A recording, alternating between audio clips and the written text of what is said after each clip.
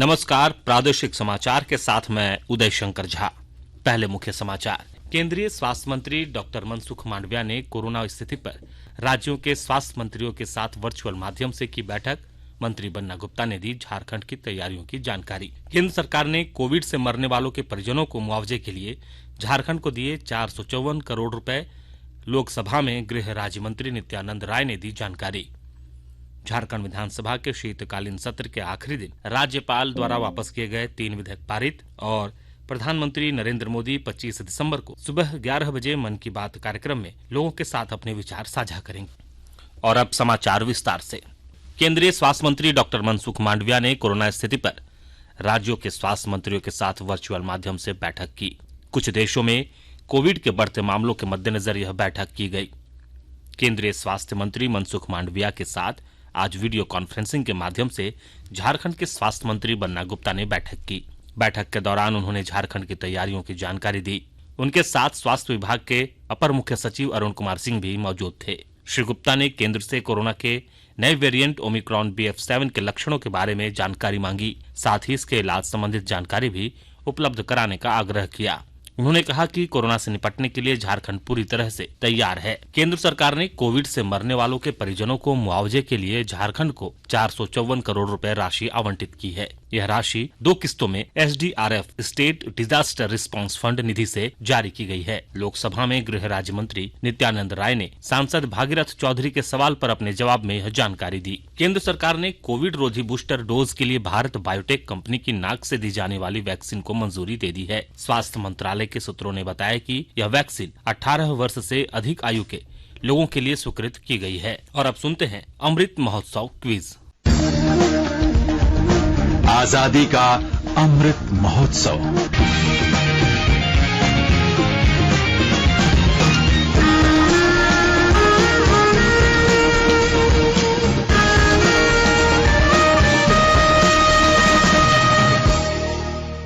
देश के 75वें स्वाधीनता दिवस समारोह के उपलक्ष्य में आजादी का अमृत महोत्सव के अंतर्गत प्रादेशिक समाचार एकांश आकाशवाणी रांची स्वाधीनता संग्राम और उसके गौरवशाली इतिहास पर साप्ताहिक विशेष प्रश्नोत्तरी का आयोजन कर रहा है। यह क्विज प्रत्येक बुधवार को शाम 7 बजे प्रसारित होने वाले प्रादेशिक समाचार में शामिल किया जा रहा है। सेंट्रल कोलफील्ड्स लिमिटेड और mission blue foundation Amrit Mahotsav quiz में आकाशवाणी समाचार रांची के साथ सहयोगी के रूप में शामिल है। पिछले बुधवार यानी 21 दिसंबर के क्विज में हमारा प्रश्न था 1771 में रामगढ़ के राजा कौन थे। इसका सही जवाब है मुकुंद सिंह।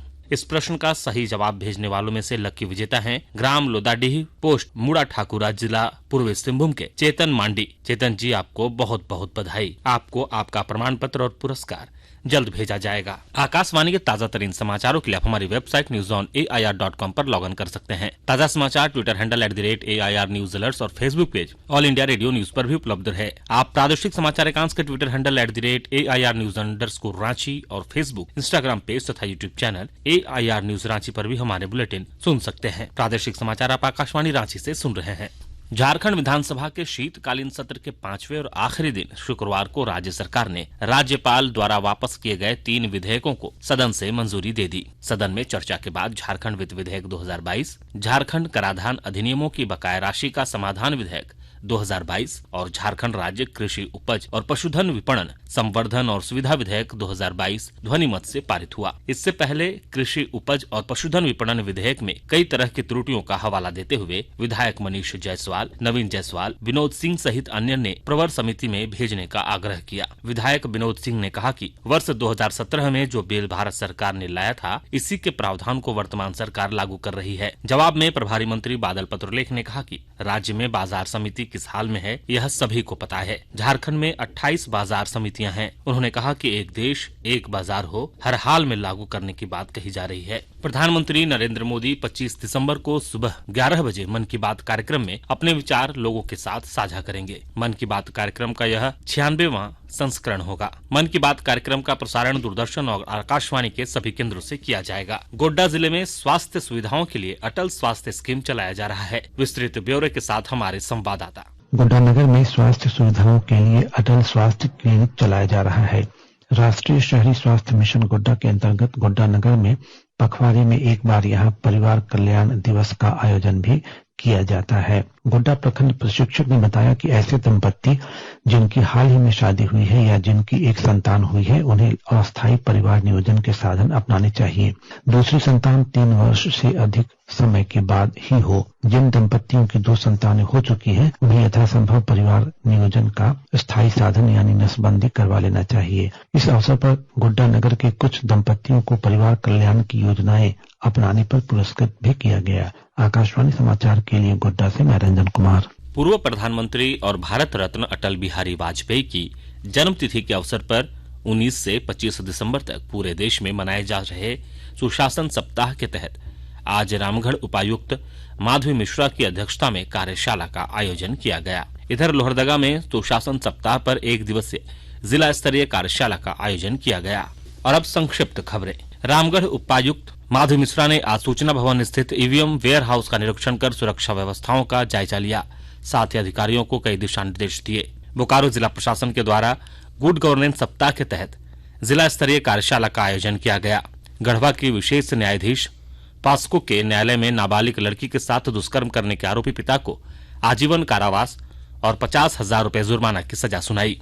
हजारीबाग में बेहतर शासन व्यवस्था बनाने और राज्य सरकार की योजना को मूर्त रूप देने के लिए जिला प्रशासन ने गुड गवर्नेंस को लेकर कार्यशाला का आयोजन किया। गढ़वा के रंकानुमंडल क्षेत्र में इन दिनों तेंदुआ का हमला लगातार जारी है। ताजा घटना गुरुवार की रात करीब 1:30 बजे लरकोरिया में तेंदुआ ने मसोमात जमीला बीबी के एक बकरे को घर में घुसकर मार डाला। कश्मीर में पदस्थापित पश्चिमी सिंहभूम के बीएसएफ अधिकारी महावीर बराह का पार्थिव शरीर चक्रधरपुर पहुंचा। अज्ञात बीमारी से ऑन ड्यूटी अधिकारी का कल निधन हुआ था।